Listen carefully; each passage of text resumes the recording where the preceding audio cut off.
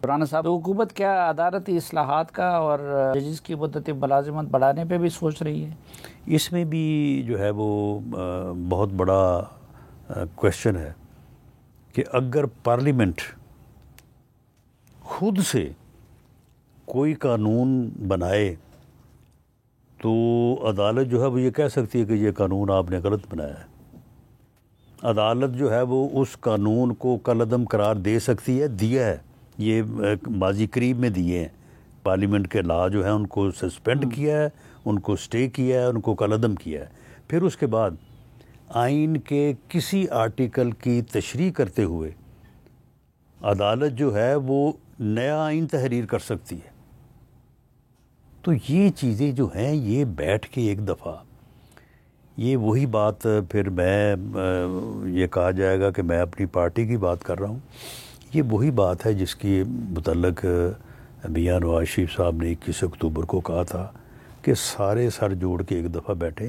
یہاں پہ صرف ایک خرابی نہیں، یہاں پہ 20 خرابیاں ہیں جن کو دور کیے بغیر ہم آگے نہیں بڑھ سکتے. اس میں ایک خرابی یہ بھی ہے، اب عدالت یا جوڈیشری ایز انسٹیٹیوشن اگر ان چیزوں پہ رضامند نہ ہو تو آپ کچھ بھی نہیں کر سکتے. پارلیمنٹ کچھ بھی پارلیمنٹ کرے گی وہ سٹے کر دیں گے. تو گرینڈ ڈائیلاگ کے لیے ماحول کو سازگار بنانے کے لیے اس پہ سوچا جا سکتا ہے کہ عمران خان کو ضمانت پر رہا کیا جائے؟ نہیں، سوچا نہیں جا سکتا، اس کے علاوہ کوئی آپشن نہیں ہے. اور مائی leader PMLN leader Mian Nawaz Sharif اس بات کے لیے تیار ہے. نہیں، وہ تو تیار ہے، لیکن اس کے لیے عمران خان کو رہا کیا جا سکتا ہے. دیکھیں جی، اور ان کی رہائی کے بغیر تو وہ ماحول نہیں بن سکے گا نا. دیکھیں اگر اس کے اوپر اتفاق ہو تو پھر جو ہے وہ کوئی بھی عمل جو ہے وہ اس کے لیے میں نہیں سمجھتا کہ وہ کوئی ناگزیر ہو سکتا ہے یا اس کے لیے جو ہے وہ کوئی مشکل ہو سکتی ہے. لیکن معاملہ یہ ہے کہ اگر عمران خان صاحب یہ کہیں کہ پہلے یہ کریں، اس کے بعد پھر یہ کریں، اس کے بعد پھر یہ کریں، تو پھر میں یہ کروں گا، ایسے تو نہیں ہو سکتا.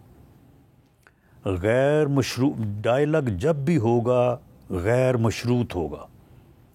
عمران خان صاحب آج کہیں کہ جی میں غیر مشروط گریٹ یا گریٹر ڈائلاگ کے لیے جو ہے وہ میں تیار ہوں، اور تمام سیاسی جماعتوں کے ساتھ میں. اب دیکھیں نا، پیپلز پارٹی ایک حقیقت ہے، PMLN ایک حقیقت ہے، PTI بھی ایک حقیقت ہے، عمران خان صاحب بھی ایک حقیقت ہے. لیکن وہ مانیں میاں نواز شریف اور آصف علی زرداری صاحب بھی ایک حقیقت ہے، وہ اکیلے حقیقت نہیں ہے. تو گرینڈ ڈائیلاگ میں صرف سیاسی جماعتیں ہوں گی یا کہ اس میں ادارے بھی ہوں گے؟ میرا خیال ہے کہ اگر تو پولیٹیکل ڈائیلاگ ہے تو اس میں تو سیاسی جماعتیں ہی ہوں گی، اور سیکنڈ سٹیج کے اوپر جو ہے وہ ادارے ہو سکتے ہیں. لیکن اگر آپ نے اس کو گریٹر ڈائیلاگ کا دینا ہے جو کہ ضرورت ہے اس وقت کی، تو اس میں تو پھر ادارے شامل ہونے چاہیے، اور شامل ہوں گے تو پھر تبھی بات بنے گی. اور اس کا ایجنڈا کیا ہوگا؟ اس کا ایجنڈا جی، اس میں میں سمجھتا ہوں کہ اس میں مین ٹارگٹ کیا ہوگا اس گریٹ ڈائیلاگ کا؟ کیا مین ٹارگٹ سب سے پہلی تو بات یہ ہے کہ الیکشن. 70 سال ہو گئے ہیں، ابھی تک ہم جمہوریت کی بنیاد جو الیکشن ہے ان کے فری اور فیئر انعقاد کے اوپر کہ کیسے ہوگا اس کے اوپر ہم متفق نہیں ہو سکے، اس کو ہم کروا ہی نہیں سکے. 1962 سے آپ شروع ہو جائیں، جب الیکشن ہوا تھا ایوب خان کا اور محترمہ فاطمہ جناح کا، یہ 2024 تک آ جائیں، ہر الیکشن کے بعد ایک شور ہے.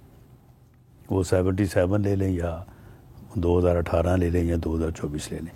ایک تو اس کے اوپر سب کو متفق ہونا چاہیے، اور اس کا کوئی حل کوئی مشکل نہیں ہے اگر بیٹھ کے تلاش کریں.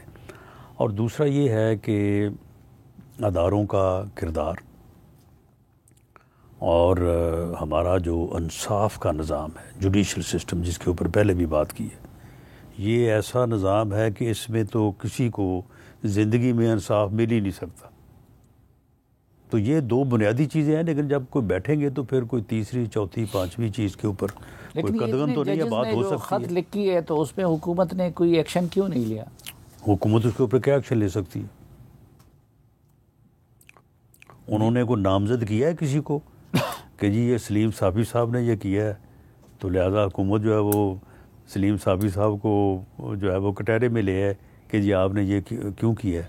انہوں نے اب عام میں بات ایسے اداروں کو نامزد کیا ہے جس کے سربراہ وزیر اعظم ہیں.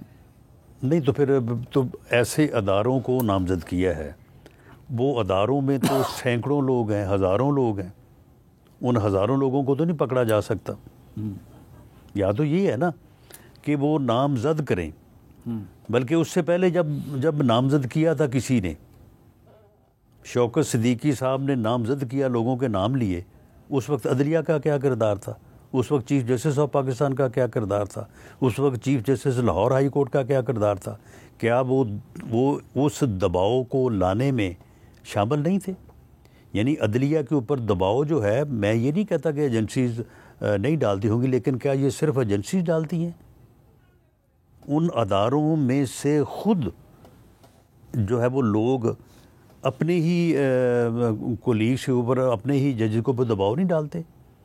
جو بارز ہیں، وکلا کی جو باڈیز ہیں، میں خود ایک وکیل ہوں، میں جانتا ہوں سب سے پہلا دباؤ تو ہوتا ہی بارز کا ہے. اور جو ڈسٹرکٹ بارز ہیں وہاں پہ تو جج جو ہے، ایسے واقعات ہوئے ہیں کہ اگر جج نے جو ہے وہ وکیل صاحب کی مرضی کا فیصلہ نہیں کیا، ضمانت نہیں لی، تو جج صاحب کو وہاں پہ جو ہے وہ مار پڑ جاتی ہے، جج صاحب کے گلے پڑ جاتے ہیں. تو معاملہ یہ ہے کہ یہ ساری چیزیں جو ہیں، یہ ساری چیزیں جو ہے ہولسٹکلی ان کو دیکھا جانا چاہیے. صرف اب یہ کہ آپ کیا کیا جا سکتا ہے جوڈیشری کو انڈیپینڈنٹ بنانے کے لیے کہ اس میں نہ اندر سے مداخلت ہو نہ باہر سے مداخلت؟ دیکھیں جی، پہلی بات تو یہ ہے کہ جوڈیشری میں جو ایلیویشن کا سسٹم ہے، خاص طور پہ جو اعلیٰ عدلیہ ہے، وہ بڑا جو ہے وہ سیف، بڑا ساؤنڈ ہونا چاہیے، اور ایسے لوگوں کو ہی عدلیہ میں آنا چاہیے جو کہ مضبوط بھی ہوں، با حوصلہ بھی ہوں اور با کردار بھی ہوں. دیکھیں یہ جو ایجنسیز کی بات کی جاتی ہے، تو ایجنسیز کیا کوئی جو ہے وہ کسی جج کے گھر کے اوپر کوئی بلڈوزر چلا دیتی ہیں وہ، یا وہ جا کے وہاں پہ کوئی حملہ آور ہو جاتی ہیں؟ وہ جج صاحب کی یا سیاستدان کی جو بھی ہو، اس کی چیزیں تلاش کرتے ہیں، وہ کوئی نہ کوئی چیز جب مل جاتی ہے پھر اس کو ایکسپلائٹ کرتے ہیں. تو جو لوگ